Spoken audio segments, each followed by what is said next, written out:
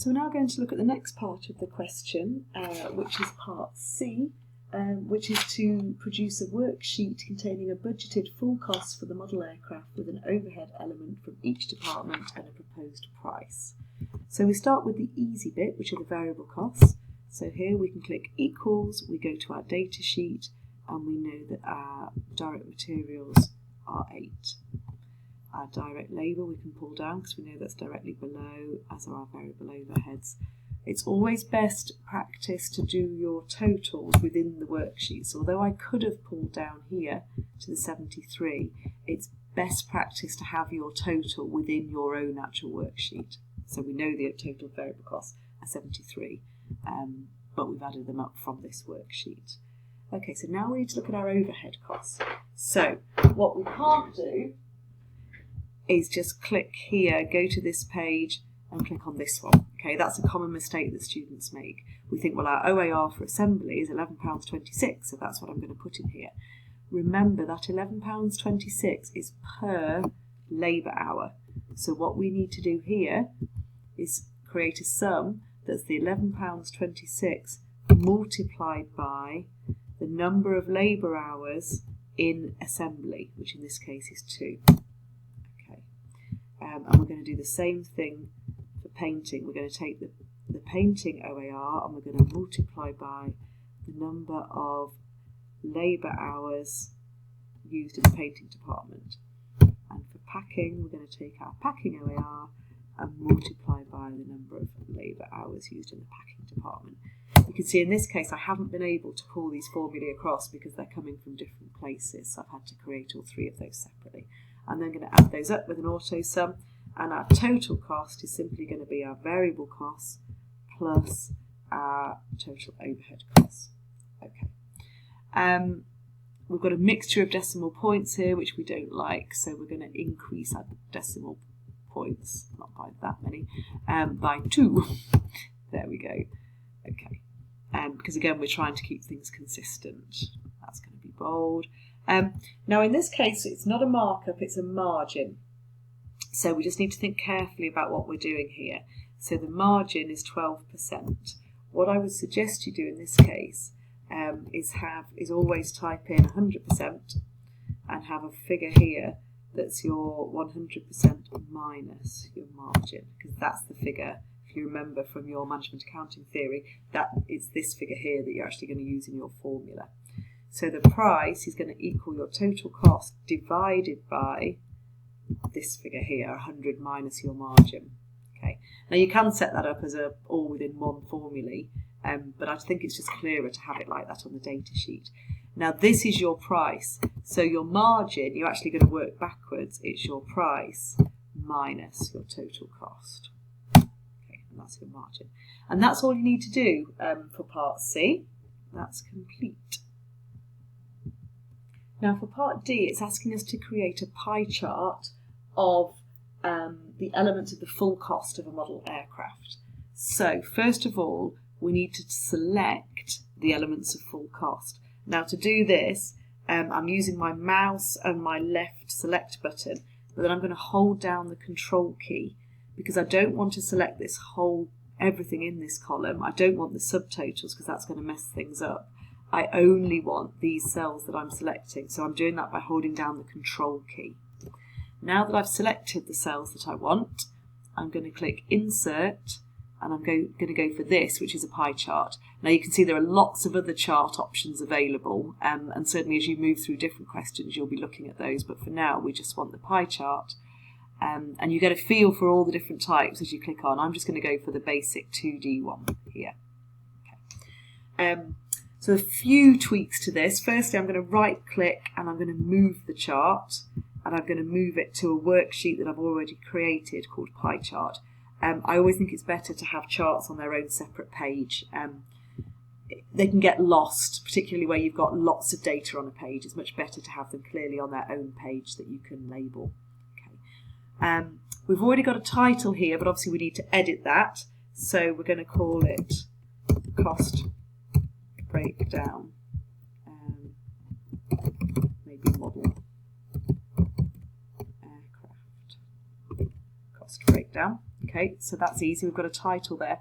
And we've got a key, so you can see in blue we've got direct materials, orange is the large one, that's direct labour, grey is variable overheads, etc.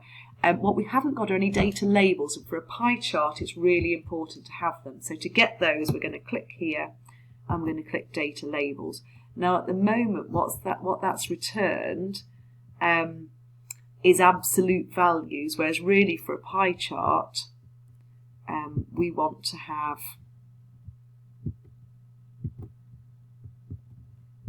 percentages. So we're going to right click again, format data labels, and we're going to click on percentages. Now at the moment that's given us both. I'm going to click off values because I think it's the percentages that are most useful. Okay, so there is a little bit of playing around to do, and a lot of Excel chart functions you learn by trial and error. But certainly if you're clicking here to get onto data labels, etc., and then you're right clicking to get these label options, there are lots of other things you can do as well. So you can change the style of text, you can change the outline, you can change where you want the labels to go, if you want them to be in the centre or the outside. Lots of variations there. You can also change the style of your chart, so you can have a play around with that and see if there's one that you like more than others. It might depend on what presentation you're using, whether you're slotting it into a PowerPoint presentation, for example, you might want it to match those slides. But that certainly looks good enough for now. So that's part D. And then part E, we're going to start answering some what-if questions. Okay, so part E, we're starting to actually use our model dynamically, flexibly. We're gaining the benefits of having done this in Excel rather than writing it down on paper like you have done in MA. So what we're saying is we've got this brilliant model here. Everything is linked to this data sheet. So remember, nothing on these worksheets, the fixed overhead apportionment, the aircraft price, the pie chart, nothing on these sheets has been typed in. Everything on these sheets is formula driven, linked from the data sheet. So what that means is if we want to change any of our assumptions, we only need to change them once on the data sheet, and the effects of that change will flow through to the other sheets. And that is why Excel spreadsheets are so powerful. That is why they are used so much in accounting in the real world. Because that is exactly what we want to do. We want to challenge our model and say, but what if this happens? What if the inflation rate rises from 1% to 2%? How is that going to affect our profit forecast, for example?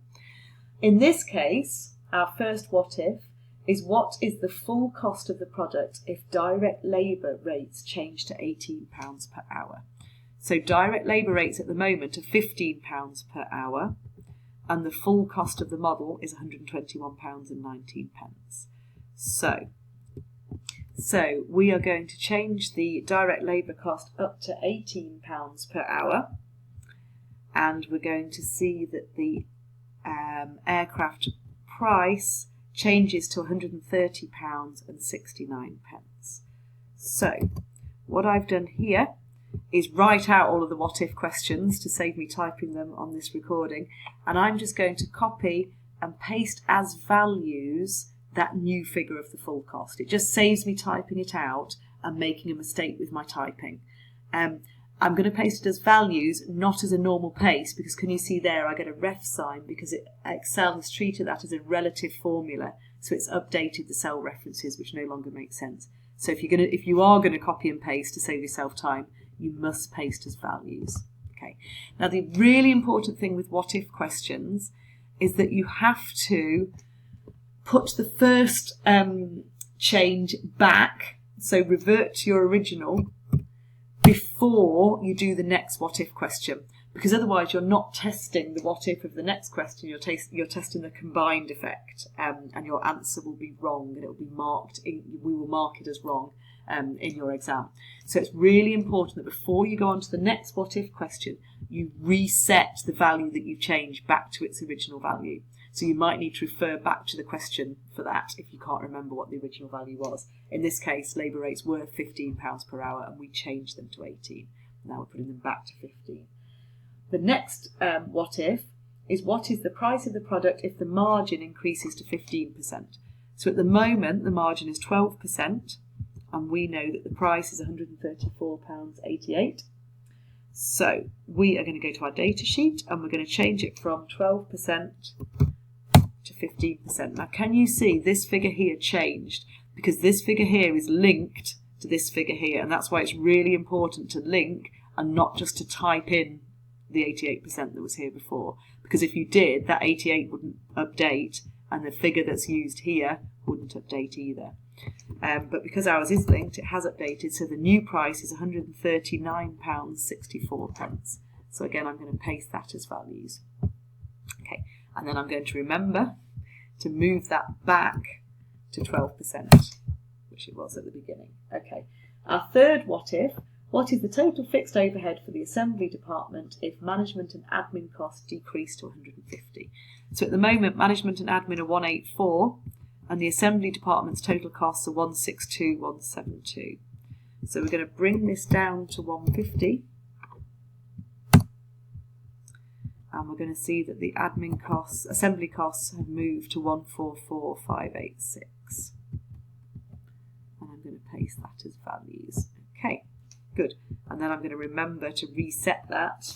I'm going to have to double check what it was. So it was 184. Okay. Right, so now last what if. What percentage of the total product cost in the pie chart does variable overheads form if the total number of direct labour hours increases to 6? So in the pie chart, variable overheads are grey. They're currently 4%. Let's change our labour hours to 6. And see what they move to.